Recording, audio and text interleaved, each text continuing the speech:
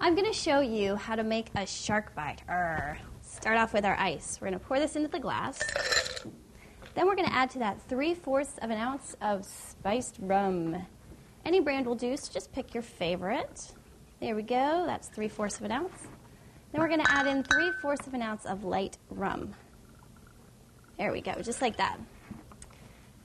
Then we're going to add in a 1/2 ounce of blue curacao. Ooh, starting to look like the ocean a little bit there. We're going to shake it up. And we are going to add to this, if I can get my shaker glass off, which I can't. There we go. 1.5 ounces of sour mix. 1.5. Great. Now we're going to strain this into a shot glass. Dun, dun, dun. Just like so.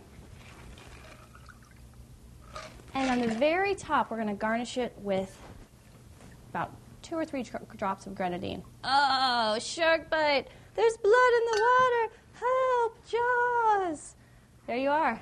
Shark bite. Make this for your diver friends. That's a funny joke.